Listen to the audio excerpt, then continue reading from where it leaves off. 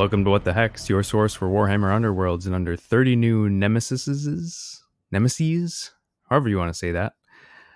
I'm your host, Phil, and joining me tonight, special guest, we've got Jerod coming over from BatMal. How are you doing, Jerod? I'm good, Phil, and it's a pleasure to be here. I'm excited. I was excited to play the game, and I'm excited to talk about the game with you Awesome. tonight.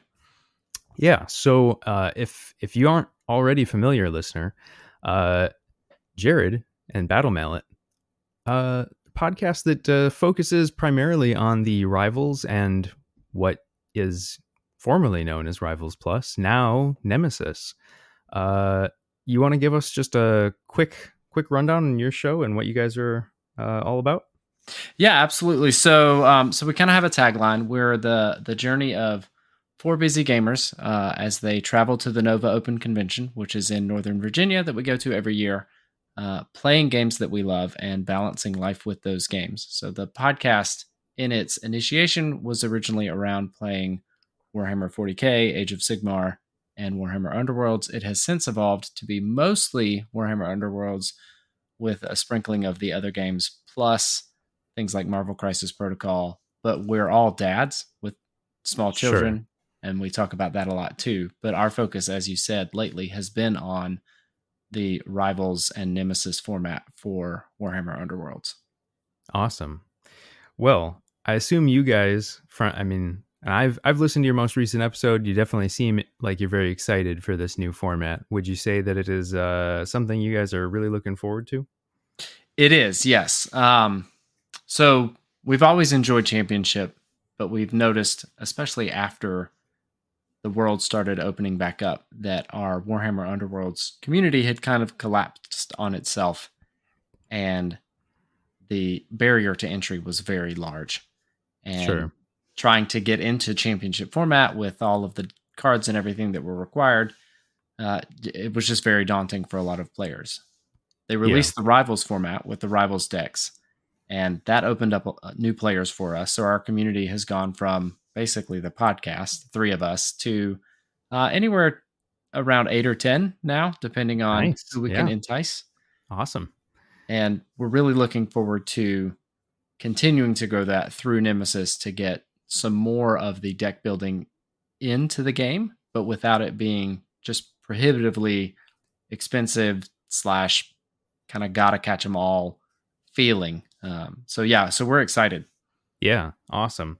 Yeah, and that's really, a good point in that this new format, it's existed but not officially very much, and it really is that sort of nice stepping stone, right? You have Rivals and then you had Championship, and it was like there's a huge jump between these two formats. And this way it's like I can just, I have the warband that I like, and I'm just going to add a little bit. And then it's like, oh, maybe you want to add a little bit more, and you try out a different deck. And now you've got, a few different releases. You're halfway to being able to play Championship. So I agree. Very excited. I think our community is also pretty excited for this. We have a lot of fairly dedicated Championship players in our area, which is, we're blessed to have that. But I know there's even in our group a number of folks who they're just not interested in playing warbands besides the ones they're interested in, and Nemesis really gives them that opportunity to just focus on what they want rather than having to feel like they have to buy everything. Yeah, absolutely. Yeah. So with this new season of Gnarlwood and these two new warbands, we decided that a cool thing that we could do to showcase this format is to do our audio BatRep of a Nemesis game. And we actually did it straight out of the box. So the topic for today is going to be a Nemesis battle between Gnarlspirit and Velmorn. Getting the Dark Oath and the Skillibros going at it. But before we jump into that, we have our What the Hex is Going On With You segment. And Jerod, since you are the guest, would you like to start? What the hex have you been up to? Yeah, no, I would love to start. So for me, it has been building the box. So building the warbands, Very nice. and getting those assembled and primed, and I have begun painting the Sons of Velmorn. Um, Ooh. so for anyone that doesn't know, I play Ossiarch Bone Reapers in Age of Sigmar, and I have a color palette picked out for them. Their armor plates are red, and the bones are grays and blacks, and the cloth is green. And so I'm translating that color Mm. palette onto the Sons of Velmorn. So their large cloaks will be green, the smaller pieces of cloth in the front will be black, the armor plates will continue to be red. The trim, I think, that is gold on the armor on the box art is going to be like a gray. And Mm. then I will actually go to bone color for the actual bones. But I'm excited about it. And hopefully I will get them finished up and posted on the internet for the world to view soon. That's Yeah. very cool. Yeah, we one of our guys here, Josh, he's also very much into the Bone Boys. So he's been playing the Reapers for a while, and I think he's well. I think in his own words, much more excited for the Sons of Elmorn until he actually saw them in action. Um, and we can talk a little bit about that as we get going with the decks. But Yeah. for myself, I actually have not been able to get my hands on a box yet. I still need to double check if they've gotten any more at our local shops. But people buy up all of our stuff right away. Good problem to have. So still looking to get a box, but I have been building a number of different decks. I've been looking at Spiteclaw Swarm and the Starblood Stalkers. I think they'll both be very interesting now in this new sort of rotated card pool, both in Championship and in Nemesis. So been giving those guys a whirl. Gonna get them back out, dust them off, see how they do. Yeah. Yeah. So, in that vein, the Battle Mallet has also been doing a lot of deck building. Yeah, So, if I can make a small plug, of course. so our website is battle-mallet.com. And on that website, we have created a starter Nemesis deck for all 46 warbands at this point. So starting with um, Stormsire's Champions and Garrick's Reavers, all the way up through the Gnarlspirit pack and the Sons of Velmorn, we have taken all of the available rivals decks that can be purchased separately. So Illusory Might, Deadly Depths, and then the two rivals decks that come in Gnarlwood, the Tooth and Claw and Daring Daring Delvers. Yep. Daring Delvers, Got it. Deadly Depths. It's man, Yeah, I they know, get us right? any right. So the point being that we have taken those four rivals decks and we have combined them with all 46 warbands. So if you are not sure where at all to start with your Nemesis deck building, we have created this resource for anyone that's getting started or for anyone that wants to get their friend group, board game group, tabletop gaming group started, and they just need a place to go. We'll tweak it as new decks come out. We'll tweak it based on feedback that we receive from the community, both local community and the greater community abroad. But we're excited about it, and we hope that it will be kind of a living library for people that need a place to get just started with a Nemesis deck, just to get an idea. Sure. Yeah. Just I want to play something right now, and I don't want to have to think about it. That sounds Right. like an awesome thing to have. We will definitely link it up for folks. If you're looking for this, check out the show notes. All right. Let's jump into the main topic then, the battle between the Gnarlspirit pack and the Sons of Velmorn. So I took the Gnarlspirit pack. You took Sons of Velmorn. We wanted to keep all of this in box, so we decided we would take the aforementioned Tooth and Claw and Daring Delvers decks and mix them in. Do you want to just give like a quick rundown of the deck that you built at a high level? Just sort of like how many things did you change out? How much did you feel like you needed to switch in? What synergized well from the Daring Delvers? Yeah. So out of the 12 objectives, 6 of those came from Daring Delvers, and I think a lot of that stems from maybe some weaker surge objectives on the Sons of Velmorn side, and then I think that there's a balance to be made in doing what the Sons of Velmorn want to do and doing what the Daring Delvers deck wants to do Mm-hmm. in the end phase. And there are a couple of good 2 glory end phase cards that, spoiler alert, I ended up not scoring anyway. But that looked good when I was building the deck. Yeah, Between Cautious Venture and Sleepless Sentries, I felt like I had a good chance of crowding into enemy territory and being close to your fighters to sure. score, that coveted 2 glory end phase. So on the objective side, it was 50-50. I only And pulled 2 ploys um, from Daring Delvers, and I think that's because a lot of the ploys that exist for the Sons of Velmorn really double into what they want to do already.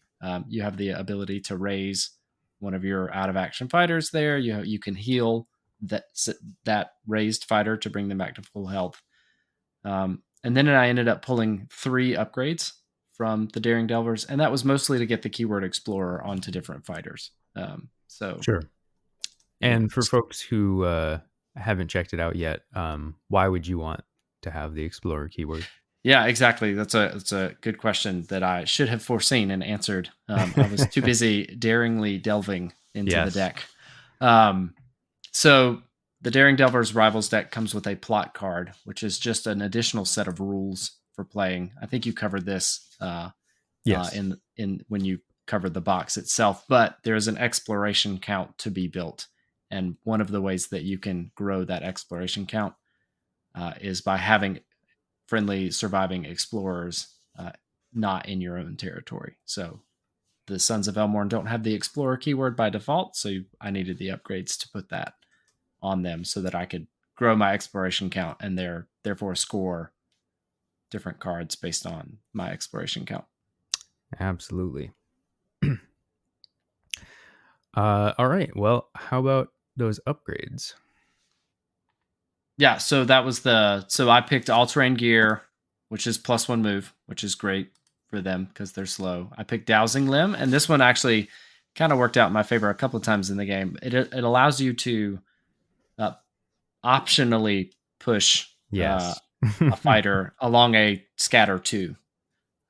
So if your scatter isn't exactly what you want, but you get one of the directions that you want, you can at least push away. Um, and then Prospector is another one, and this one has the reaction after this fighter's activation. Place 1 available feature token within 1 hex of this fighter. Placing tokens is another way to grow your exploration count. You do have to give this fighter 1 charge token, but it turns out that when you only have 1 fighter left, it doesn't matter whether you have charge tokens or not. You can still activate that fighter. Yeah, new rule. Yeah. For folks who haven't checked out all the new rules yet, that's a new thing. If all your fighters have been charged, then they can continue to activate. They just can't charge again. So then outside of that, I continue to take Sons of Velmorn upgrades. There's the Favored Son, which gives an additional defense as long as your leader is alive. The Heirloom Weapon, which is that coveted +1 damage upgrade.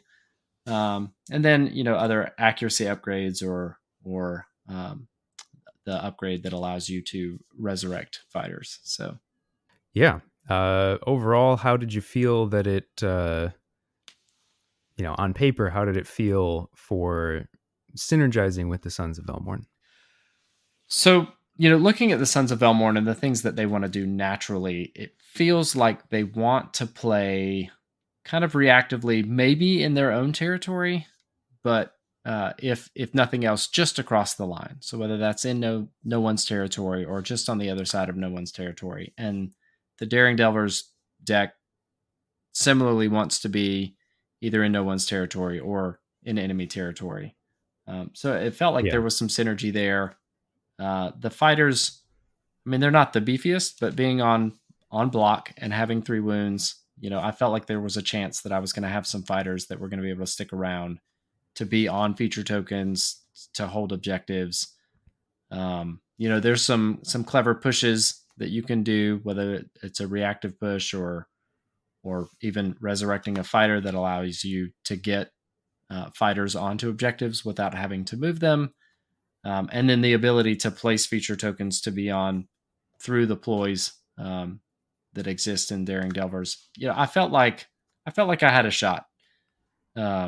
So, and it was a fun exploration in kind of figuring out how to make what is probably a very aggressive warband that inspires based on supported critical hits Yeah. into something that was a little more flex. Yeah. Yeah. And I thought it was a very interesting strategy as we played the game, which we'll talk about in a little bit more. But um, it's one of those things that it's hard to imagine how the exploration stuff is going to work when you're just reading through the cards. But seeing it in action, it was like, oh, wow, this is actually like doing its thing. And again, spoiler, at that point in the game you only had one fighter and you still were able to get up to an exploration count of 6, I think. So Right. um it definitely felt like it was working. It's just as you'll find out later, sometimes violence is the answer. And that is okay in the world of arena combat. Yep, when everybody is just wanting to get in there and tussle, sometimes that is okay. uh Yeah. So speaking of violence and being the answer, the Gnarlspirit pack. Yeah, that's what they want to do. They just want to get in and they just want to chop people up. And so Tooth and Claw. That is also, if you couldn't have guessed from the name and you haven't looked at the deck yet, that is pretty much what Tooth and Claw wants to do. It's very aggressive, just pretty much rewarding you for charging. The plot card in that deck is having fighters become what's called savage. Um, you are savage in one of 3 ways: either you have a charge token, you have been staggered, or you have 2 or more wound counters.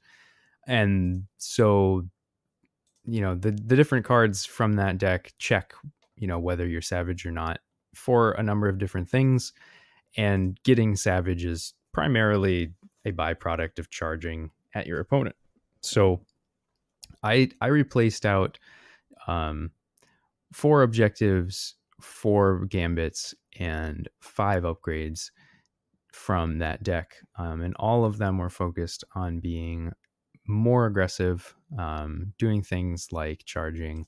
Um, so the objectives I added in were embraced savagery, which is just have all your fighters be savage; focal point, which is have your leader in enemy territory and then be within 2 hexes of 2 or more fighters from 2 or more warbands. So it's kind of like unafraid for just your leader, but it has to be both yours and your opponent's warband. Fully committed, which is just having all your fighters be savage and be in enemy territory. And then move or die, which is have a mover charge token on all your fighters, which for semi-elite warbands is not particularly difficult. And again, it's like for a warband that just wants to be aggro, it's just doing the thing you want to do anyway. You're just charging at your opponent, so it all kind of works. And then in the gambits, it's all there's determined brutality, which is an accuracy boost; dark command, which is a ping; call to heal, which is a push; and then internal surrender, which is accuracy boost. So it's all, again, just more stuff for being aggressive. And then the upgrades, you've got feral alteration, which is extra movement and wounds, but not for large fighters, and gives knockback 1. Gifted ferocity, which is an accuracy boost; gifted vitality, which lets you heal a fighter at the end of every round; stubborn to the bone, you can't be pushed if you're set. And then if you are savage, you get to re-roll 1 of your defense dice. So it can just be a way to sort of help your fighter who's charged survive. Um, and then Beast Scholar was the last one that I added in, which is another support thing for savage fighters. So all in all, I mean, it wasn't hard to try and synergize this. Like I said, everything was just let's be aggressive and just go in and chop. And that's, I think, pretty much Gnarlspirit pack in a nutshell, at least the sort of really basic level of Gnarlspirit pack. I think you could do some other things with them, but on the whole, that just feels like the easy route. Um, but yeah, so that's the decks, and let's get into the battle. So we starting out present our plot cards because that is a new thing that you have to do. You have to present Right. those when you start out. And I have you place the first board. What were you thinking about when you were placing this board? Yeah. So I knew that you were going to be aggressive Yep. because you're Gnarlspirit pack and you picked Tooth and Claw. So um, I wanted to pick a board that had hexes that allowed me to be flexible in where I placed. I didn't want to have all my fighters right on the front Mm-hmm. and make it easy for you to get to all of them. With 5 fighters, there's going to be at least one that's going to be easy to get to. Um, but I also needed to think about my own positioning in making sure that I was going to be able to get into no one's territory or your territory without over much difficulty. And so, in the vein of um, playing out of the box, I went with the Stricken Swamp, which has a fair number of hexes in the middle, so near the Mm-hmm. midline of the board, if you place them wide. So it allowed me to put fighters far enough back that you would have to come deeper into my territory to get to me, but not so far back that it was going to take me, maybe more than a turn to get them out of my territory and start growing that exploration count. And then the other thing that I thought about was, since I was not going to be able to pick the arrangement, I did not want to grant any additional damage potential. So I chose a Sure. board that did not have any lethal hexes. Yeah. And But I did pick some cover hexes because there are things in the Daring Delver's deck that you can be on feature tokens, cover hexes, or lethal hexes. So basically, any kind of special hex.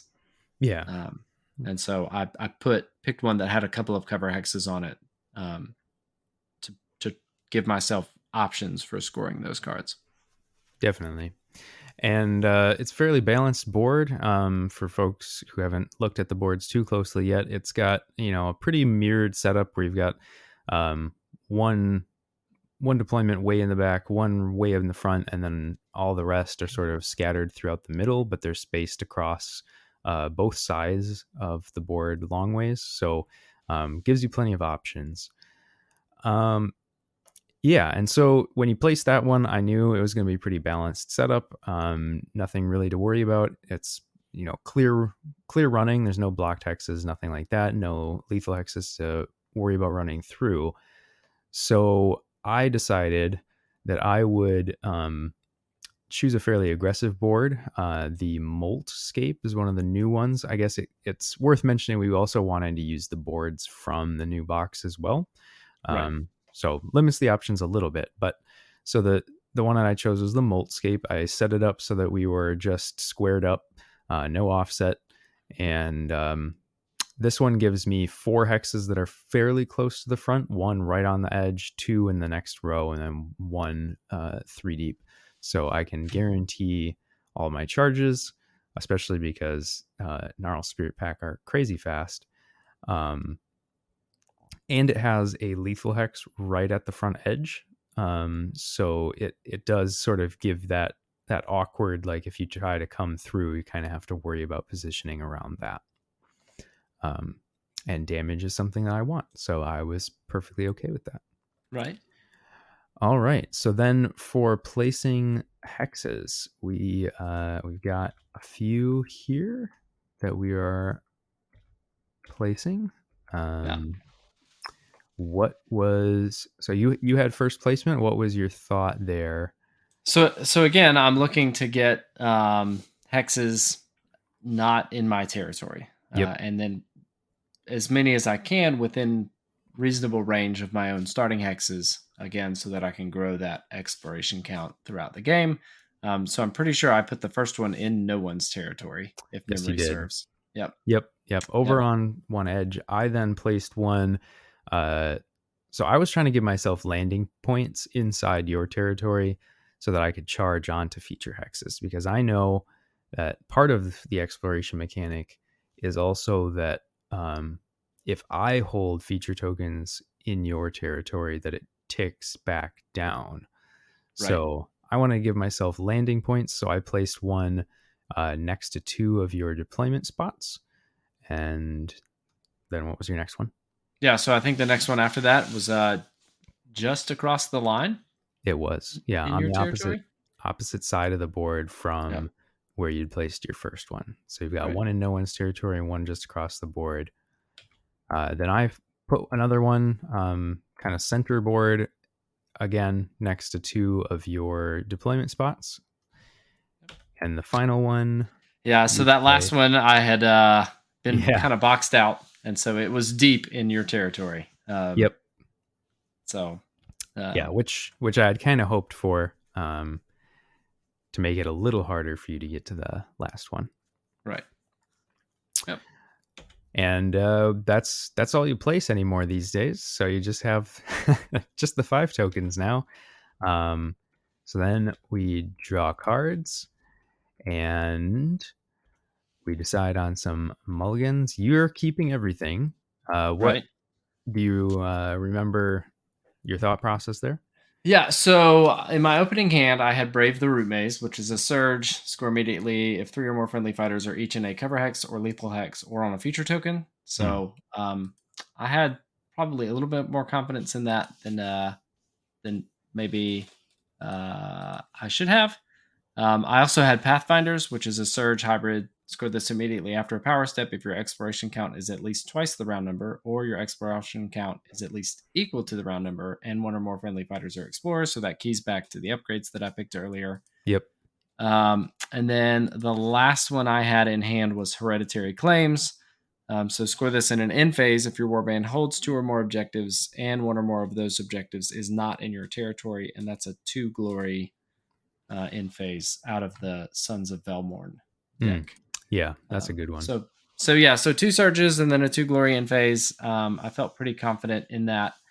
So how about those power cards?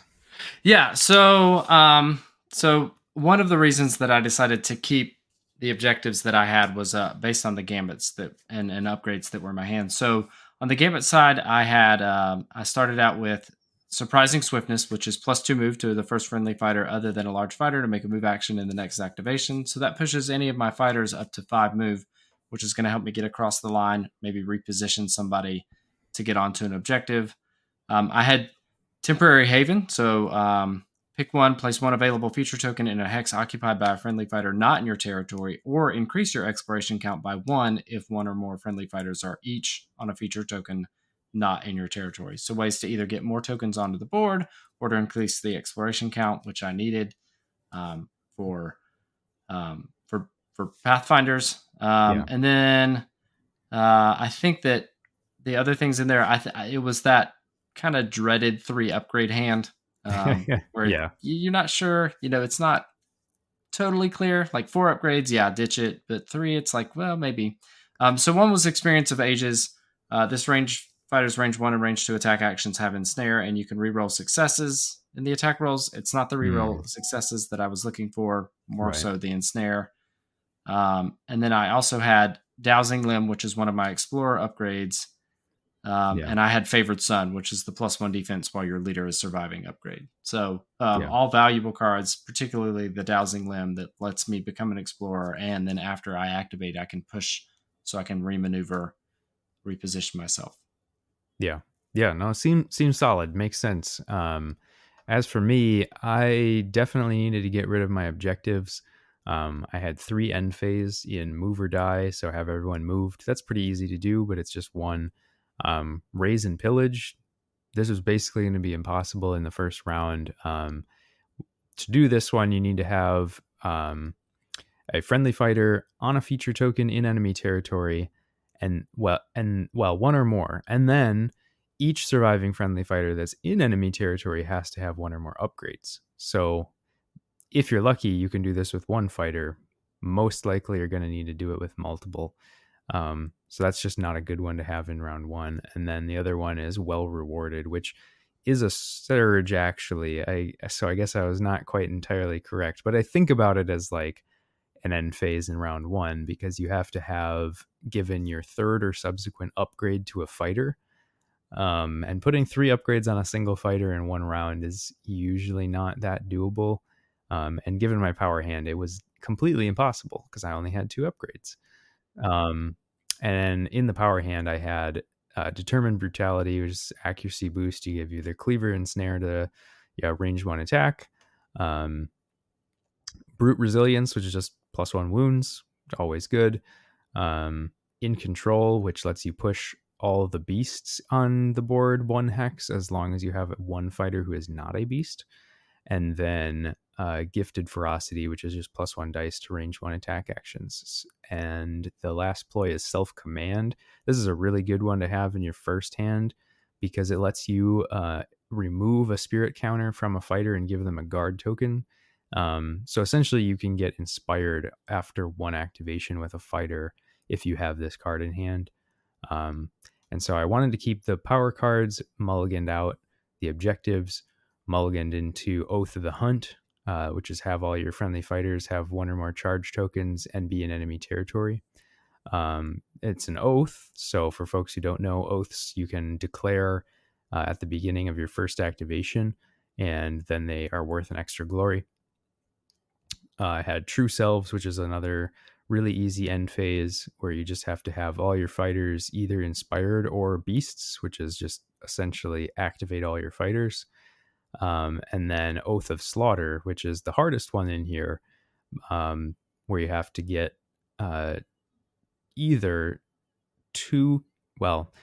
a second or subsequent kill in the same round or kill a large fighter. But again, it's an oath, so you can get an extra glory if you declare it. So after that, we are ready to roll off for the first round in deployment.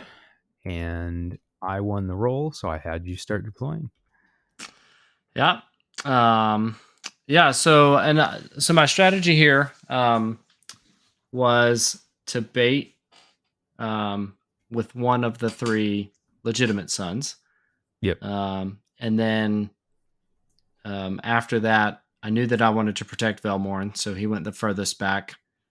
And then after that, I had Sir Jedrin, I think, dead center, or as center as I could get him, so he could either move on to an objective or get into your territory or do work if you come into his. And then kind of finished out the flank with 2 of the other sons on either side. So just trying to spread out, give myself options. And be ready to weather whatever it is that you send at me. Yeah, makes for a lot of sort of suboptimal landing spots for me, because I want to be in your territory, but I also don't want to be surrounded by your guys, because your inspiration mechanic requires supports and crits. So I put Goral up front. When you activate him, he goes to 2 block if you want. So and he's also the slowest. So it's like put him up front. He's big and scary and hard to hit, so he's safe. I put Kira towards the front as well, but on the opposite flank because she is just scary and can get in and scything people like crazy. Lupin I had towards the center of the board because he has a lot of reach, and his abilities to provide support are nice. So I wanted to be able to activate him sort of flexibly, and put him kind of wherever I want. Although you'll see here pretty quickly that I I was maybe a little bit bold with him. And then I put the leader towards the back because he's speed 6 on his first activation if you want him to be. And with his reach, you can pretty much get where you want, even if you place him far back. And then we go into the first round. I took the first activation. For my first activation, because I was holding on to this self-command card, I thought, well, Lupin can just go get inspired right away. Let's activate him. So he charged Lupin up. He's going to attack Marshal Falk. So I rush in sort of center board, but not adjacent to anyone other than Falk, and attack him with the Silent Dagger. And that attack ends up missing. And so I don't think that attack missed, Phil. I think No, that it did I, not. I think that attack did 2 damage on Falk. Yeah. But looking at what I rolled, it shouldn't have. Oh yes. No, I know why it succeeded because I rolled a double support. So that's the funny thing about this Gnarlspirit pack. They've got so many rules. So Yep. part of his overcome mechanic is that when you give him a spirit counter, he gets faster, but he also gets to count double supports as successes in his attacks and his defenses. So because of that, I managed to land that hit. I did 2 damage. I drove Falk back, and Yep. then uh, right away in the power step, I was able to play Self Command, which put Lupin on guard, and also I forgot I needed to declare my oaths. So you graciously let me do that right then and there. Um, and you did not play anything. No. Was there any power cards you were considering playing? Yeah, so I was just in that position where I mean, I needed glory for any of my 3 upgrades, and then so I think playing Sons of Velmorn, as long as it is relatively safe to do so, I think your first activation is almost always going to be Velmorn. Yep. And so I wasn't really itching to get into your territory. I mean, the other thing that was pushing me to not want to get into your territory is that you still had 3 unactivated fighters over there. Yeah. So I didn't see the need to really push ahead yet. And so, so and I wasn't in a place where I could either increase my exploration count or drop a feature token where it made sense to do it. So yeah, there was nothing for me to do in this power step, unfortunately. Yeah. And so that meant that Lupin is now inspired. So he's on 2 dodge, on guard, providing support to all friendly beasts. Um, so I felt pretty good here, ready to go with Lupin. Uh, Yeah. so what you're doing on your first activation here? Yeah, so like I said, I think activating Velmorn first makes sense because then he can gain a command counter and then he's supporting all of the other grave guards. So like if they crit hit, then he'll inspire and they'll inspire and life is good. So I charge with Velmorn and I roll a Mhm. crit and a hammer Yep. against your double defense. So there was Yeah. still a chance. Yeah, but no crits for me. So No. Lupin boldly goes and then goes home quickly. Yep. The crit for the 3 damage, and he's just right out of there. Yep. At this point, I'm feeling a little on edge because I'm thinking, oh man, did I just blow this whole game on the first activation? Uh, but nobody plays anything in the power step. Yep. And so I am now into my next activation and I'm trying to decide, okay, what makes the most sense? And I'm seeing Falk looking like he is ready to go down with 1 wound left. And I can potentially get some damage in on a charged Velmorn. So I'm choosing Kira, charging in with her special scything attack that she has when she is spirit countered up. So she has Grievous and Scything on this 4 Fury attack. So we go in, and I believe I started out by attacking Falk. And that attack was amazingly successful. Uh, I decided that after not rolling the 1 crit for the defense dice, I should probably just roll all the crits. Yeah. I mean, uh, that seems fair. yeah. So 3 crits and a fury. We take out Marshall Falk, get that kill right away, and then we go after Velmorn himself. And unfortunately, you return the favor with a defensive crit, and I do not get to do anything to Velmorn. Yeah. But that's okay because he's already charged. That's right. Yeah, he can't strike back. Yep. So I Yep. immediately spend my glory then, since I've just put Kira into a bit of a precarious position, and give her an extra wound. I have the glory now, and I put favored son, so I put +1 defense on to Thane because I'm about to send him Mm-hmm. in. And now you give So him some move. yeah, and then I give him some move. Um, Yeah. So what's yeah. Thane doing? Yeah, so Thane is moving from where he was into a charge onto an objective and swinging on Goral. And he manages to hit Goral. Yeah, double crits no less. Yeah. So not only does he get the hit, but he also gets the inspire. And had Velmorn not been inspired, he would have been inspired thanks to Yeah, the command counter. So at this point, I'm like, okay, I've got 2 inspired fighters already. I've already taken out, we're 1 for 1. yeah, But Lupin, I feel like, is more of a linchpin to your warband than Falk is to my own. true, very Um, true. and I've got 2 block uh, sitting on a feature token, which is where my fighters want to be anyway. So Yeah, looking I'm pretty feeling good. pretty happy about my position at this point. Yeah, yeah, and I think it's worth noting Thane, when he rolls crits in his attack, he has got this trip ability which staggers his target. So Goral has not only been hit for 2 damage, but he is also staggered at this point. Um, so I decide I'm going to come back in with Goral, try to get him his spirit counter so he can go up to 2 block to try and survive any additional attacks that come his way.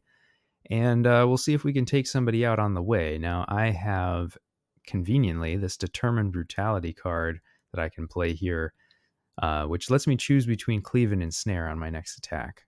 And against your warband, it's always going to be Cleave. Right? Uh, so then Goral gets to go in. He's basically coming back where he was, just a little bit closer to your territory. And he's trying to take out Thane here after his charge.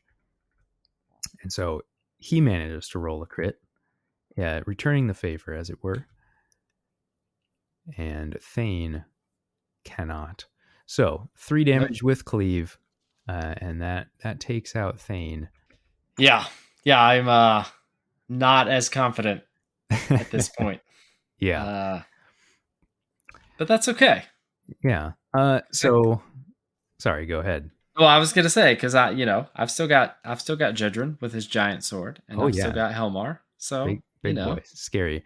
And then in addition to getting that kill, I also managed to score my Oath of Slaughter, which I had declared at the beginning of the round. So killed my second fighter in the round, which then scores me an additional 2 glory off of the kill. And I redraw, and the draw that I get is Oath of Ruin, which is actually a card that probably shouldn't have even been in the deck when I realized that after I drew it. But so this is another Surge Oath, and this one you can score either by removing an objective token in enemy territory, or have your warband take out an inspired enemy fighter in enemy territory. So I know that this one is now probably not really on the table for this round, but I can set up for it in the next round. Yep. In the power step, I then go ahead and play in command or in control. So I have Sarkar, not a beast yet, and then I have Kira and Goral who have their spirit counters. So I can push each of them 1 hex. I only move Goral so that he is now adjacent to Velmorn. So we've got Kira and Goral both hanging out in enemy territory adjacent to Velmorn, who is already charged. Yep. Yep. And I think, um, yeah. So I didn't have anything to do in this power Correct. step. So, so I passed. Yeah. And so we're going into my third activation, and it's at this point I'm still kind of hesitant to see where you're gonna go with Sarkar. So I don't actually go in with Jedrin yet. And I had, in my mind, I had Brave the Root Maze in my head because at this point Velmorn is on an objective. Yep. And then Helmar is in a position to get onto one, and then depending on how things go in your last activation, Jedrin may not charge at all. He may just move on to a cover hex to score Yeah. me Brave the Root Maze, which is not ideal when you've got 3 enemy fighters potentially in your territory, but don't always win the game just by killing your opponent. No, Sometimes you true. have to get through your objective deck. And so I had that in mind going into my third activation. So it's at this point, I actually just move Helmar onto an objective in no one's territory. Yeah.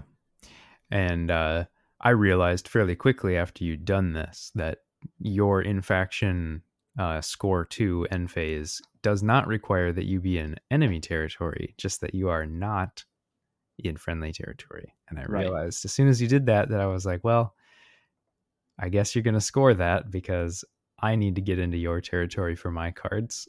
So I didn't have a counterplay at that point. Yeah. So that one worked out for me. And then I think in the power step, this is where I played one Temporary of my. Haven. Yeah. So this is the one that I just increased my exploration count by 1. Yeah. Because I had a fighter on a feature token not in my own territory. Yep. Yeah, and it's just starting to build up that count. For my final, then I just sent Sarkar cruising on in because I need. So I've got my Oath of the Hunt, so I need all my fighters to charge, and I need them to all end up in your territory. So I just send him flying in. We're gonna try and put some damage onto Velmorn, so he moves 6 into that scrum, and he goes in. He gets 1 double support. And unfortunately for Velmorn, he can't roll a single success. Nope. So we put 2 damage on him, drive him off of the objective. Right. At this point, I do not play any power cards. I imagine you had a slight change of tactics after getting driven off of the objective. I did, yeah. So at this point, I'm not going to be able to score Brave the Root Maze. So I figure I should try with Jedrin to take down Gorl. It seems my best option since he is staggered and gives me the reroll. Yep. And I don't remember what I rolled, but I do remember what you rolled. Yeah. So Jedrin at this point, he goes in and he swings, gets a couple successes, but I managed to crit out of it on 2 dice. Yep. So even with the reroll, no dice. So Gorl's hanging in there, not going anyplace, and that ends the round. Yeah, but I did charge onto the objective. You did, yes. That Velmorn was on prior. Yep. To net me hereditary claims when the time comes. Yes. So we go into scoring in the end phase. I score first because I went first. I will get my Oath of the Hunt, which, because I had it at the beginning of the round, I had been able to declare. So another 2 glory end phase. And then I also managed to score True Selves because all of my fighters are beasts at this point. So I get 3 glory to end this round, ending at 7 for the first round. I go ahead and put the Gifted Ferocity +1 dice upgrade to Gorl, mostly because +1 dice on Kira felt wasted, and it only applies to range 1 attacks. So I was a little nervous that Gorl wasn't going to survive to use it, but I figured he was the best target for it. Redrawing my hand, I end up with Focal Point and Savaged as the 2 new objectives. Savaged is get a kill with a beast. Focal Point is the one we had talked about earlier, sort of the unafraid for your leader. And then I drew into Trophy of Strength, which is basically great strength. Preternatural Senses, which gives you a defense reroll. Internal Surrender, which is one of these persisting ploys that's effectively a free upgrade to give +1 dice and make your fighter savage forever, but at the cost of a -1 defense, which isn't actually something I'm super concerned about. Wily Hunter, which is a new upgrade similar to Duelist. Anyway. Yeah, Duelist Speed, yeah. Yeah, Duelist Speed, that's the one. And so just if you made an attack action in your activation, you can push the fighter 1 hex, and then the last one is Gifted Vitality, which at this point I actually feel pretty good about seeing. This is one where at the end of the action phase you can heal 1 the upgraded fighter. So Gorl being injured, I'm pretty happy to see that come out if he can survive the next round. For your scoring, what'd you get? Yeah, so I scored 2 off of Hereditary Claims, which brings my glory total to 3. And 7 to 3 is not awful Yeah. in turn 1 of a Rivals or Nemesis game. So, I mean, I was not thrilled with where I was, but I was not, Yeah, you you're know, still in this. there's still a chance. And, I've still got 3 fighters left. So I have options. I think, if I'm not mistaken, I did discard Yes, you um, discarded Brave the Brave the Root Root Maze. Maze. Yeah, it just felt like I was going to be an uphill battle and probably clog my deck if I. Yeah, Uh, if you didn't go first and score it in your first activation, it probably was going to be a dead card, right? right. Yep. Yeah, that was kind of my thinking. I kept Pathfinders, and then I drew up, and let's see, I drew into Survivalist, and then one other card that uh, ended up not being relevant as the game went on. It was probably Cautious Venture. Sure. Another good 2 glory in phase, but doable at the time, but Yeah. turned out to be irrelevant in the future. Yeah. And your exploration count went up by 1. It So you're did. now Yep. at 2 on that exploration count.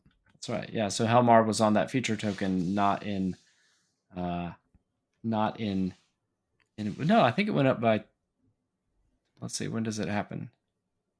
At the end of the action phase. Yeah. So before scoring, it went up by 1. Yep. Yep.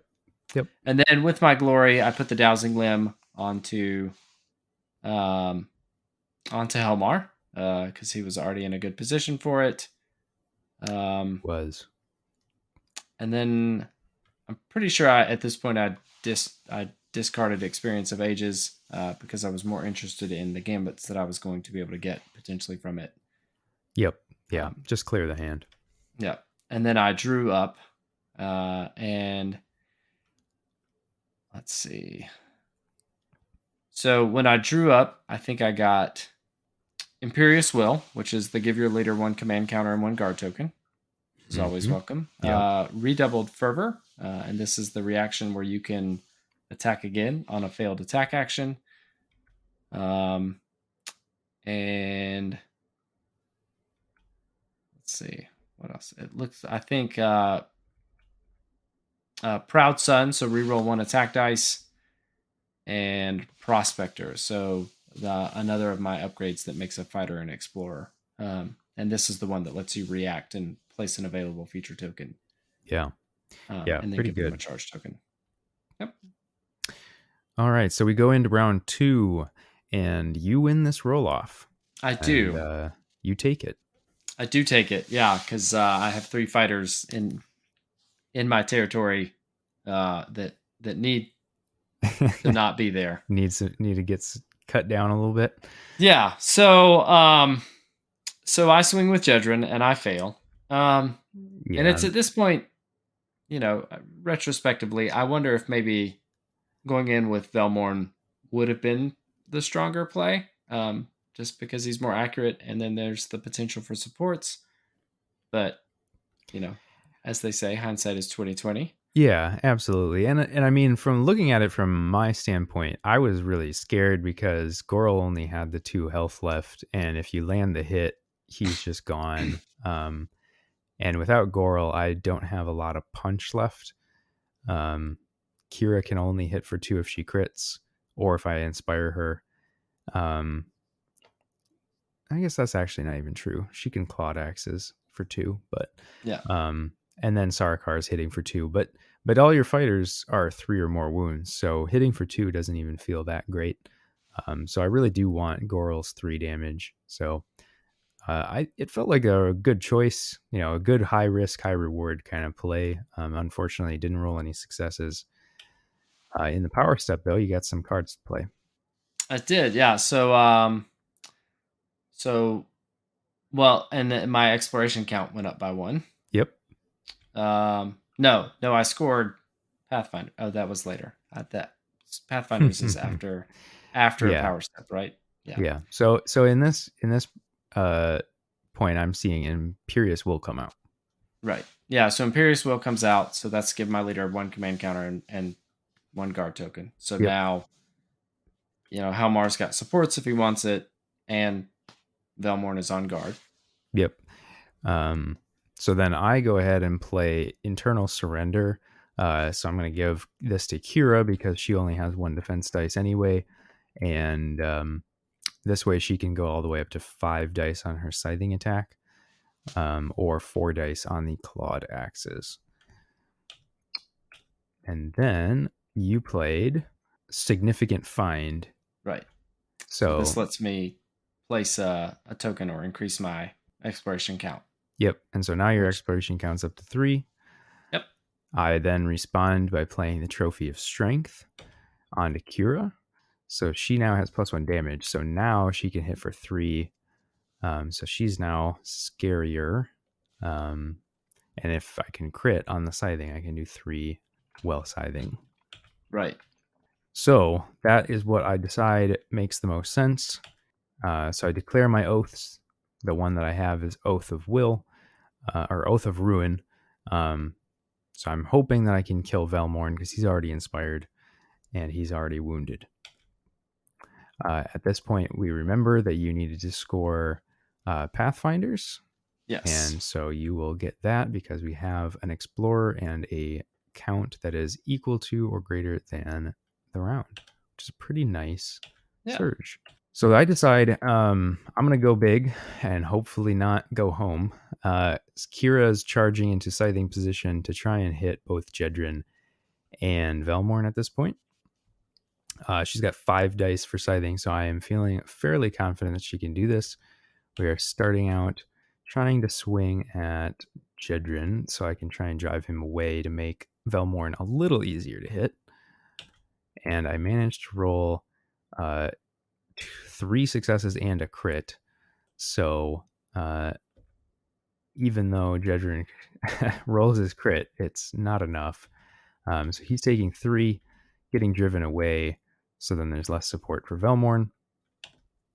And then we go in for the attack on Velmorn. And again, I get 2 crits and a success. So again, an attack that can't be defended because the crits are coming hot and heavy in this game. And it is really hard to deal with that when the crits are coming like that. Yep. Yeah. So I think killing Velmorn there feels kind of like the tipping point in this game, right? Yeah, I think so. So at this point, I've lost. I mean, basically the key fighter. I have upgrades and gambits in my deck that require him. Yeah. So I'm not going to be able to bring anybody back if he is dead. I'm not getting the bonus supports from command counters. So Yeah. And then you just, the bodies, you're just running out of people to just right. be in position. So I think at this point, where's your mindset? You're just going to be trying to, hold out as long as possible while you rack up the exploration count, or what's the game plan now? Yeah, so I mean, I think that pretty much sums it up. Is that see what I can do as far as building up the exploration count, and hopefully, Jedrin can kill somebody, Yeah. and slow you down at least a little bit. But yeah, I wasn't thrilled, as I mentioned before, with my position going into turn 2, but I wasn't distraught about it. Yeah. Being down by 3 glory, with some good surges and decent upgrades and gambits in my hand, it wasn't that daunting. But as soon as the 5 dice scything attack came in, it was more than enough to make me to put me on my back foot, Yeah. and make me start to really have to think about what my options were, if any. Yeah. So that kill also picks up the Oath of Ruin, like I just mentioned, and I was able to score Savaged off of that as well, which I actually realized a little bit later. In the power step, I decide I'll put Preternatural Senses onto Sarkar to make him harder for Velmorn or for Jedrin to try and swing back at. And then I will go ahead and put Wily Hunter onto Gorl just so that he has a little bit of an easier time to move around when the time comes. So we go into your first activation, second activation. Yep. So second activation, Jedrin. I believe that I charged Gorl again. Yep. Trying to take down a fighter. That 2 Fury attack. Shocking no one fails. Yeah, unfortunately, I double crit out of this one as well. So, I mean, it's been all crits all day, basically. And anyone who's played this game for any amount of time realizes that sometimes that happens, and it's very hard to beat crits sometimes. But Jedrin is now in no one's territory. What is there a plan there for trying to just have more fighters in my territory? Yeah. So getting him in no one's territory allows me to make it easier to push him or move him later into deeper into your territory. Yep. Get onto feature tokens to increase that exploration count. Yeah. So just trying to reposition, also getting him not adjacent to everyone and their brother. Yeah. Don't give up like free attacks with supports. Right. Seems like a good idea. All right. So it looks like no one plays any power cards. At this point, I'm holding on to Embraced Savagery, so I need to charge with all of my fighters in this round. So I charge Gorl 1 hex just so that I can give him the charge counter and line up to try and take out Jedrin with a 3 smash attack. And of course, more crits are coming down. So Jedrin doesn't have a chance to defend and is taken out of action. And he is a large fighter, so that is for 2 glory. Yeah.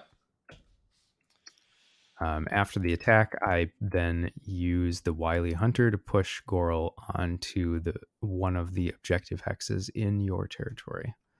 Right. Yep. So I'm looking at a potential degradation of my exploration account. Yep. Based on everything that's going on. So that was nice. So at this point, you played out Prospector. Right. What does that one let you do? Yeah. So this is another Explorer upgrade. I think the hope was maybe to get it onto Jedrin so that I had 2 Explorers, but you removed that option from me. But it is the card that allows you to place an available feature token within 1 hex. After this fighter's activation, you do give them 1 charge token. And as I alluded to before, you can continue to do this if all of your fighters have charge tokens. And that's really easy to do if you only have 1 fighter. Very, very true.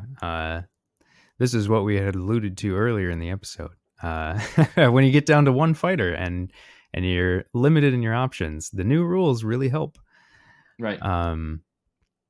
So yeah, you play that out, getting prepared. I decide to just put out Gifted Vitality on Gorl now because he's charged and I'm probably not really going to be able to do anything with him again of any value. So I just set him up to start being able to get healed in case you were to decide to try and come in after him. And then we go to your next activation. And it looks like Helmar decides that he wants no part of what's going on with these guys. None of it. He wants none of it. So he runs into into your territory, onto that objective that I had to place deeper into your territory. Yep.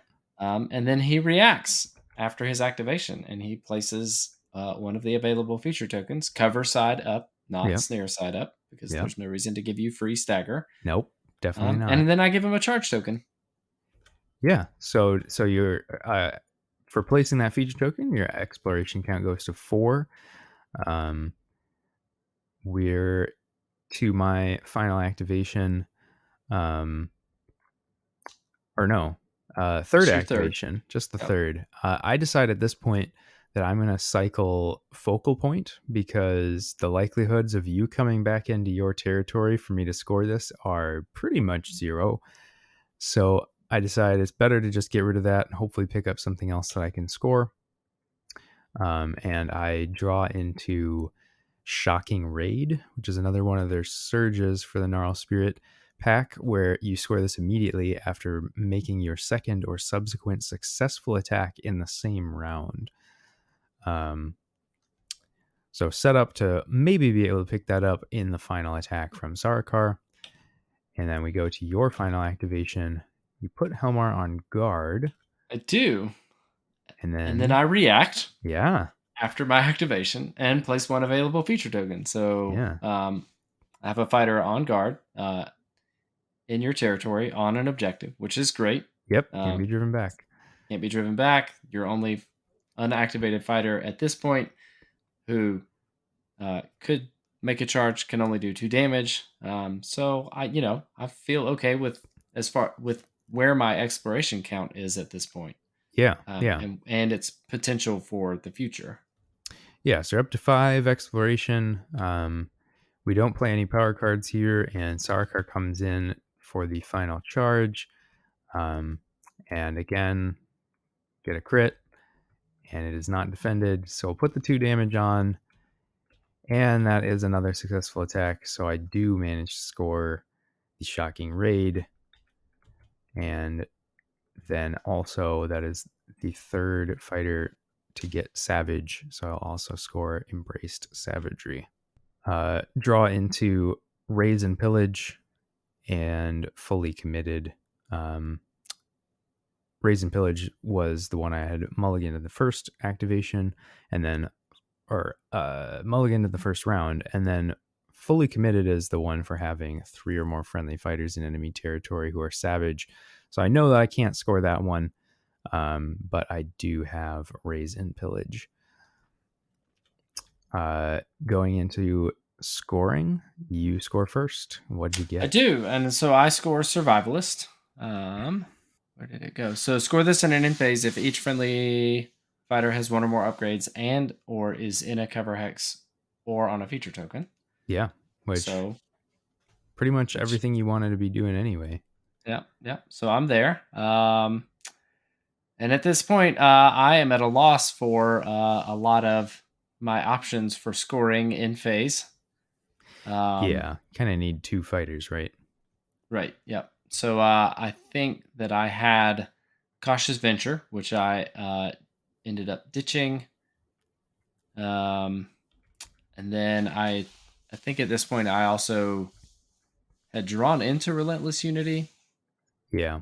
I don't know if I had it now or if it got discarded later, but You discard it here in the end phase. yeah.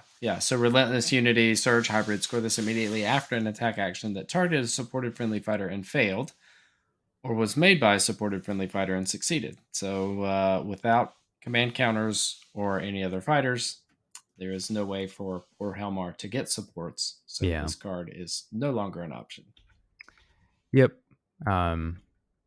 And then cycled out your 2 power cards as well. At least one of them was Lord of Bones, which you need your leader for. Right. I don't and then remember what the don't other one remember was. what the other one was. Let's see. It was. I think I went into a fugue state at this point. It was Deadly Maneuver. It was the other one you were getting rid of. Okay.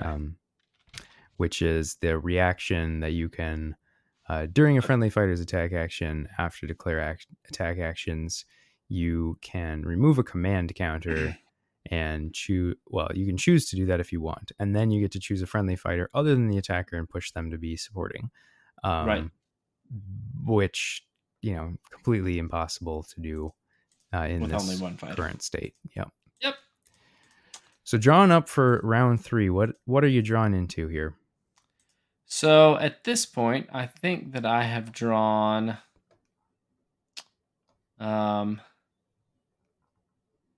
I got Protected Inheritance, which I thought, seemed pretty good. So this is a 2 glory end phase for the Sons of Velmorn. Dual score this in an end phase if your warband holds 1 or more objectives in your territory and 2 or more enemy fighters are out of action. So I think in a normal game, it was probably going to be a good option. Yep. I also get Sleepless Sentinels, so score this in an end phase if each enemy fighter is within 2 hexes of 1 or more friendly fighters. And that, I think it's still a good card, but it's definitely one that you want to come out sooner rather than later. Yes. Yeah. You would have scored it early in the game if you had drawn it. Correct. Yep.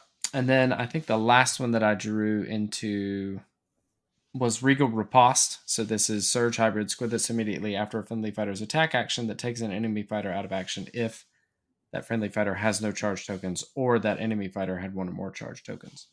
Which, against your warband, if you're charging me a ton anyway, Yeah.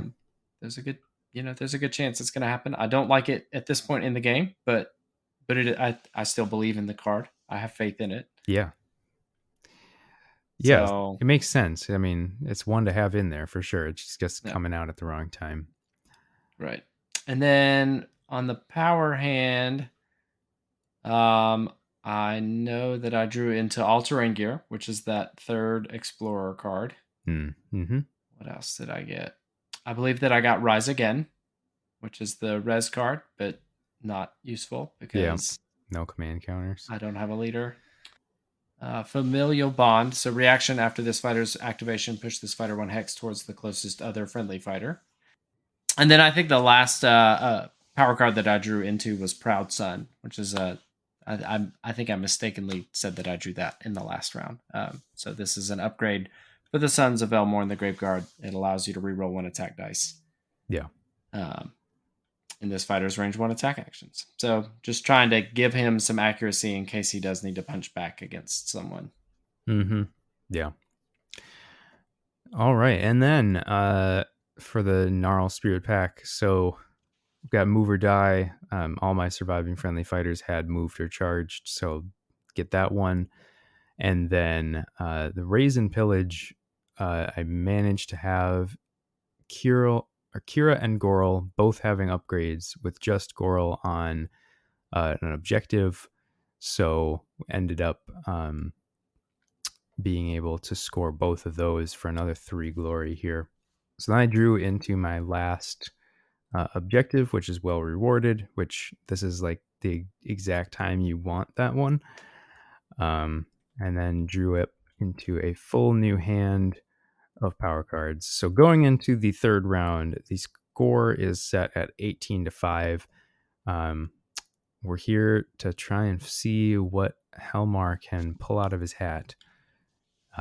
We roll off, and just barely, you win the roll off. Jerod, what are you doing here on your first activation?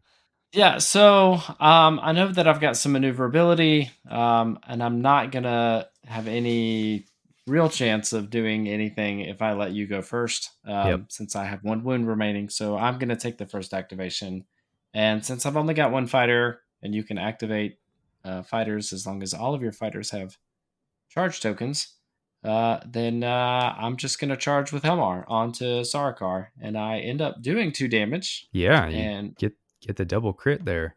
with 2, which is nice because he has the shield up reaction or crit ability, I guess is what it's called. So he can go on guard if he rolls a crit in his attack action. Yeah. And then you drive me next to the lethal hex. So at this point, I'm feeling like Sarkar is in a little bit of a bad spot, but overall, not the end of the world. After you do this, it looks like you reacted to push so you could get back onto that objective. I did, yeah. So I didn't want to. I mean, I'd already pushed you away, so there was no point in being adjacent to you. Mm-hmm. But I wanted to make sure that I was on a feature token for the Daring Delver's plot card to continue to increase that exploration count. Yeah. So, which is at 6, by the way, at this point. So, before the scoring in round 2, it would have gone up by 2 because I had an explorer Yep. on a feature token. But then it went down by 1 because Goral was on Yeah, Goro was on an the objective objective as well. in my territory. So we went from 5 to 6. We sure did. So you use the scatter. You are easily able to, because you don't have to push the whole chain, which is very Right. nice. You do get back on there. You've got your guard token from your reaction. So you're sitting pretty on that objective. Power cards, you play an upgrade here. Yeah, so it's at this point that I put Proud Son um, onto um, onto Helmar along with all terrain gear because why not? Yeah, I why mean, not? if he's gonna have one explorer card, he might as well have all 3. But the additional move is nice in the event that I need to, like if I get pushed around like crazy or anything like that, I'll have enough move to get back where I need to go. Yeah. And at this point, I'm looking to play some upgrades, and I realize that Feral Alteration is now something I just can't play because all of my fighters already have 4 wounds. And the weird thing with this card is that it gives you +1 wounds, but it says you cannot give it to a large fighter. So if you give it to a fighter with 4 wounds, it immediately will break. So I Yeah, realized that I can't actually play the upgrade I wanted to. Um, decide that I will just go ahead and play Envenomed Spurs instead. I don't need it, but I just need to play an upgrade for scoring well rewarded. right. So I do that, and I then am able to score well rewarded. I also play Fierce Competition to get an additional dice in the next attack action. And then we go into my activation. I decide that I'm just going to have Sarkar just shoot from where he is rather than charging. So he's got 3 dice on this attack, and he rolls a single success. And Helmar manages to defend it. He does. Yep. He's hanging around. He does not want to go down. So that is me. No power cards are played. So what are you doing here for your next activation? Yeah, so I've got 3 activations left. I've got the move to get back onto an objective. I've got pushes to get onto objectives. So, I'm fairly comfortable at this point moving Helmar off of the objective. Um, not knowing entirely what your plan was. I Mm-hmm. just move Helmar to be adjacent to Sarkar. Yep. Just in the off chance that there is something else that you need to do, it will give me the chance to swing onto Sarkar. If you needed to do something with Kira or Goral at this Yeah. point. Yeah. And I was glad that I didn't need to do that because being right next to this lethal with uh pretty easily within getting killed, I definitely wanted to get Sarkar out of there. So in the power step, then I play the call to heal, and since Sarkar is a beast, I can push him up to 4 hexes, and I just push him away into your territory adjacent to Kira. So I've got a little scrum of my 3 guys in a line hanging out in your territory, just hiding, because I need to have all my fighters in enemy territory at the end. Right. So then for my next activation, I go with Kira, and I move her onto one of the objectives, the other objective that's in your territory. So at this point, I'm figuring you're probably trying to aim for getting that 10 exploration surge for 3. So I decide, well, smart play then is to just try and deny that. So that's what I'm doing. There's not a whole lot left for me to do here. So that's what I do. I step over onto that. No power cards played. What is up next for you? Yeah, so I'm looking at the board state at this point. There's not a good way for me to potentially score anything that I have in my deck, and also get in back into my territory to get you off of things. So I cycle through one of my objectives. It's Stealthy Advance was the one that you Yeah. cycled out. Yeah, so this is Surge Duel. Score this immediately after a friendly fighter's attack action if that fighter was in a cover hex or lethal hex or on a feature token when it made that attack action, and that fighter was not in your territory when it made that attack action. Um, yeah, there's Yeah. no option for me to do this at all, and I am curious to see if I will draw into anything useful. Yeah. Um, so, And what did you draw into? so I think that it's at this point that I drew into the Regal Rapace. So again, Okay. I apologize, listeners. Previous round, I had drawn Stealthy Advance uh, Yeah. as part of my draw up. And then when I cycled it, I drew into Regal Rapace, which was the one that I described earlier, Mm-hmm. having killed someone with a charge token or having killed someone with having no charge token myself. Yeah. All right. So at this point, I decide I'm feeling pretty good about where I'm at. I just draw a power card for my third activation. Don't have anything to do with them. Just doing stuff. Uh, so then we go to your final activation here. Yeah. And so on this one, again, I just want to maintain the power the explorer count, just to be in that habit. And so I move Helmar back onto that objective that is deeper into your territory.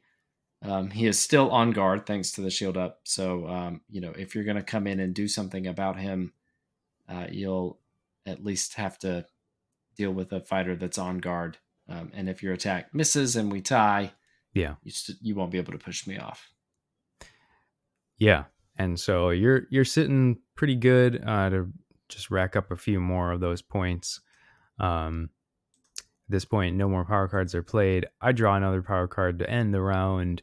Uh, no real reason, just again, just doing stuff. So we get to scoring. Yeah, Um, did you score anything? I did not score anything, but before scoring, we would adjust my exploration count. So it would go up by 2 Yep. because I have an explorer on a feature token in enemy territory. Um, but then it goes down by 2 because you have 2 fighters on objectives Yeah. in my territory. Yeah. So stay Yeah. at the 6. So still holding that six. Six seems pretty good. Other than that surge for 3, I think most of the things that care about an exploration count, you would never need more than 6. Am I correct in No, thinking that? that is correct. So there's Pathfinders, which is your exploration count is at least twice the round number. So that Yep. would be So 6, 6. or equal to if you have an explorer. Yep. So then only Um, 3. yeah, so then 3 is the most that you would need for that. I actually did not have the 3 glory surge Oh yeah. Well, for 10, yeah. and it's probably for the best. You would need, so just to kind of theory craft here a little bit on that card, I think that you would need fighters that you can reliably bring back and put where you want them. Yeah. I think so too. I also think you would want to have a larger warband, which Right. thankfully most of the reviving warbands are big. Um, so then you can just sort of swarm your opponent's board and rack up a bunch of those extra points. Right. Yeah. And also hopefully give your opponent bad choices. Oh yeah. Give them as many Um, bad choices as you can. right. Yeah. So, Um, yeah, absolutely. So ending in a pretty good spot for the exploration, just don't have the fighters. Which I mean, not a whole lot to do about that. I feel like on the whole, if we just look at how your deck played though, it did what it was supposed to do. Um, it just the cards didn't necessarily come out at the right time, or you didn't have enough fighters left alive to be able to score the stuff that you needed to, and that's not anything against the deck. The strategy to me seemed like it was working great because if you had like one more fighter, um, you're pushing a lot more glory here. right. Yeah, I think so. Yeah, and it was the first time I had played this iteration of this deck. So, Yeah, there's a lot of anecdata in there. It is a very small data set. yeah. So, And I think this kind of gets back a little bit to some of the stuff that you guys do on your cast over on Battle Mallet, where you talk about sort of like how are these warbands rated for how accessible they are to new players. And Sons of Velmorn, I think, in this box are definitely the harder warband to play of the two. Would you agree? yeah, I would agree with that. And that's how we rated them. When we kind of reviewed them, was that I think that I think there's a lot to like. The fact that your minions, your not minion keyword in the game, but Yeah. the, the Dangle Bros, if you will, are all 3 wounds is a very big deal. Yes. And that you have another 5 wound fighter is also a very big deal. Yeah. Yeah. So I mean, surprisingly resilient. right, I mean, they there's almost no one shotting any of these guys, which is pretty nice. I mean, that is nice and forgiving. And with 5 fighters, that's not always going to be the case. right, yeah, um, yeah. But the accuracy can be a problem if you're not managing your command counters properly. Yes, absolutely. Um, but then the nice thing is that there is that inspire, but the 3 Trueborn sons have a separate inspire condition where at the end of each action phase you can choose to inspire one of them. Yeah, yeah, which is really nice. I feel like this warband absolutely needs to have that because otherwise there would be games where you just never inspired. It'd be Right, almost impossible. right, Um, I think it's a really nice balance that they like. We're like, okay, we know it's like this sort of swingy mechanic, but we'll give you a catch up on these 3 smaller fighters where it's like not hugely impactful that they inspire, but you do want them to be inspired. oh, for sure. And I think that their inspired um, fighter stats will then assist the rest of the warband in inspiring because they all add more Oh, sure. dice. Yeah, yeah, yeah, absolutely.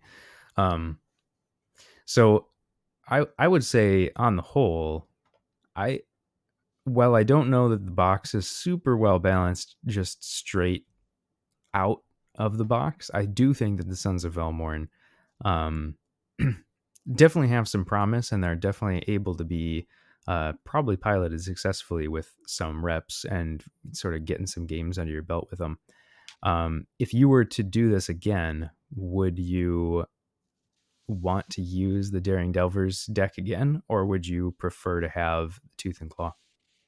I think that so especially after having seen you play it, I think that my preference would probably be for Tooth and Claw. Sure. It seems like the their objectives lend towards what you're probably going to naturally want to do with the Sons of Velmorn anyway. Both the Gnarlspirit pack and Sons of Velmorn, I think, are aggressive warbands that are looking to roll a lot of dice and kill a lot of fighters. Yeah, I would Um, agree.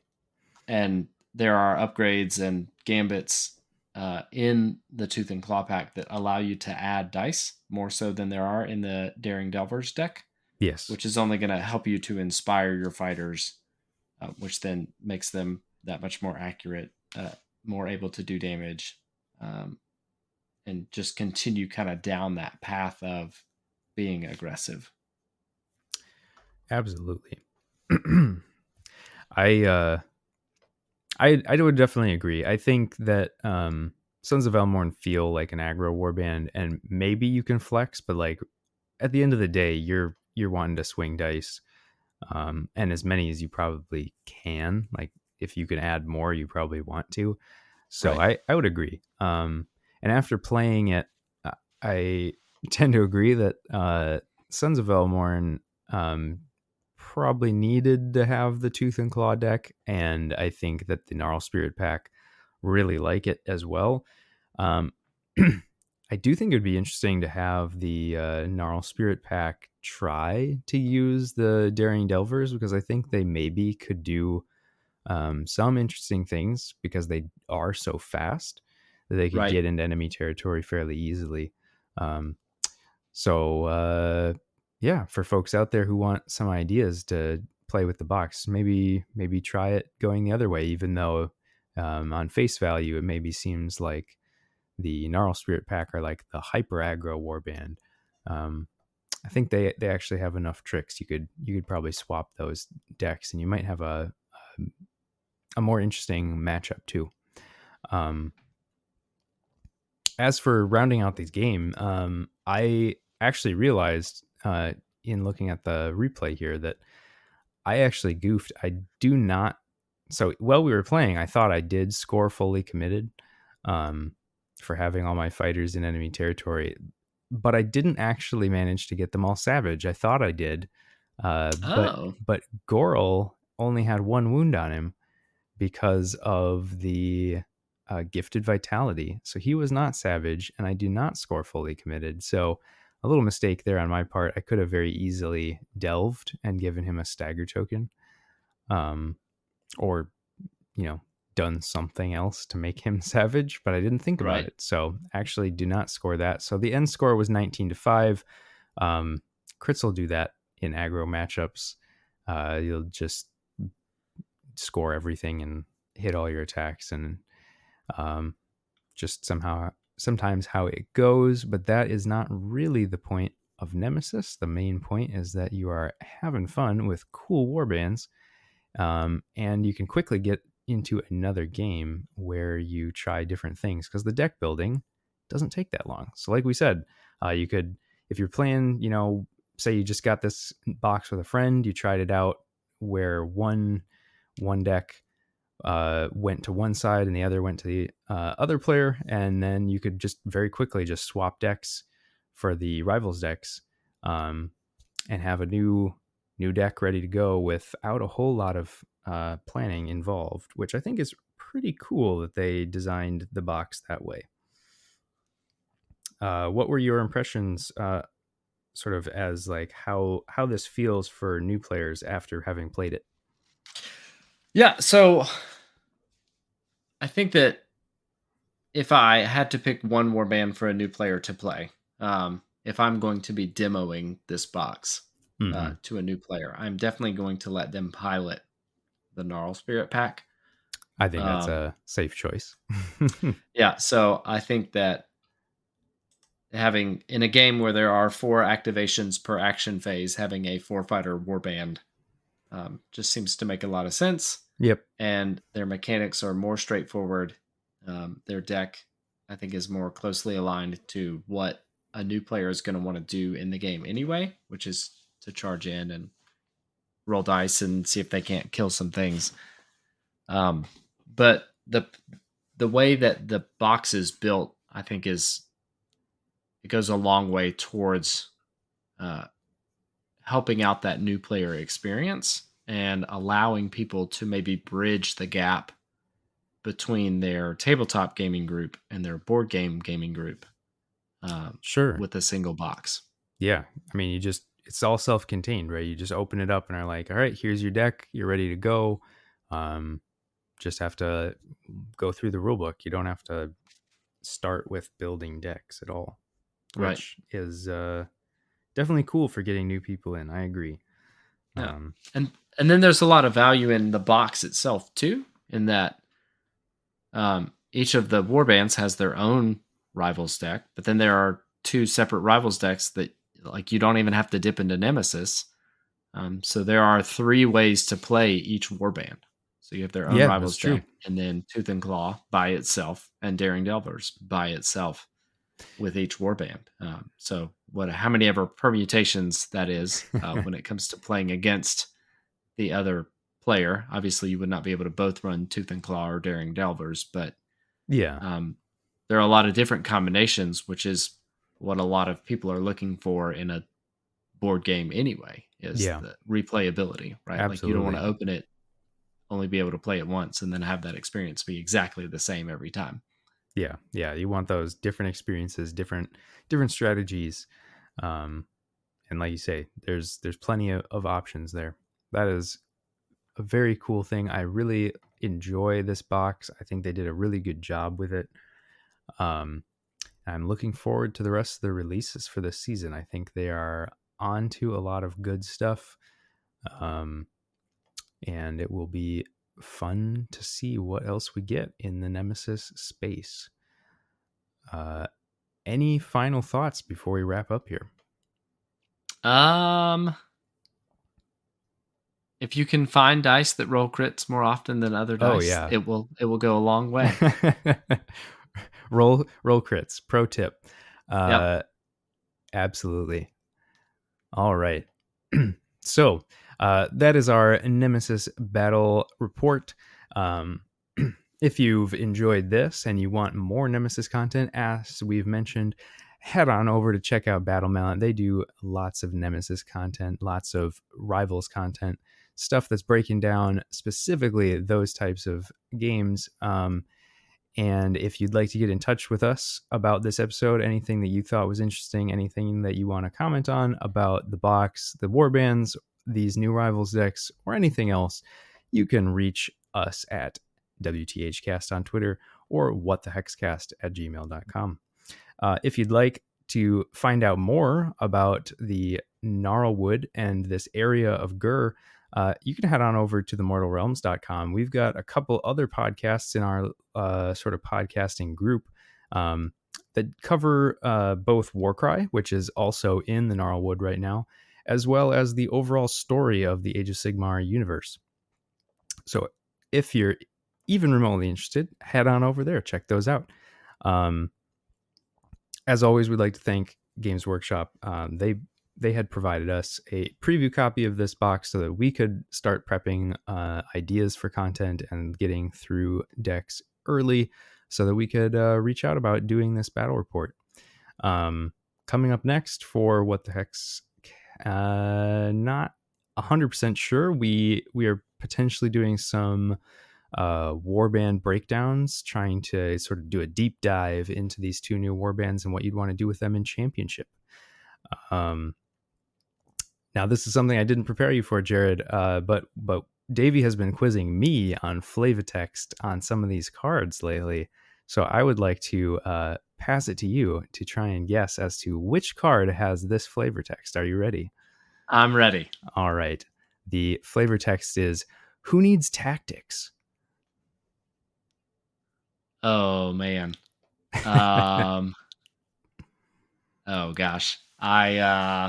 Let's see. It's in this new box. It's in the new box. I was going to say, it's in the new box. Is it a Gnarlspirit pack card? It is not. So Tooth and Claw then. It is Tooth and Claw. Okay. Oh, gosh. I don't know the card names. Can I look those up really quick and cheat without actually looking at the cards? All right, an objective. Who needs tactics? It's an objective. Yep. Oh gosh. Embraced Savagery. It is not Embraced Savagery. Dang. Although it is a good guess. It is Fully Committed. Fully Committed. Oh, okay. Who needs tactics? Sense. Who needs tactics? Just when you just full send every time. Yeah, just charge in. All right. That's a good game. I like that. Absolutely. And for your recommended listening for this episode, not nearly as heady as a choice as David would probably pick, but I've got my Nemesis from Five Finger Death Punch's Got Your Six album. For What the Hex, I've been Phil. And I've been Jerod.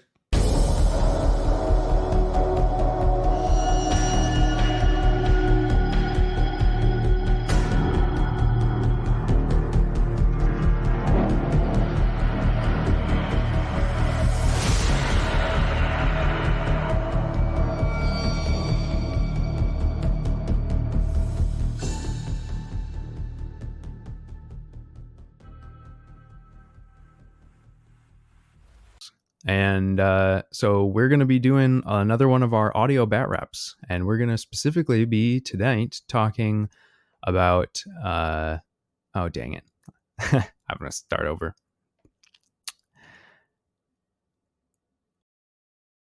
Makes for great battle rep. Good thing silences are easy to edit out.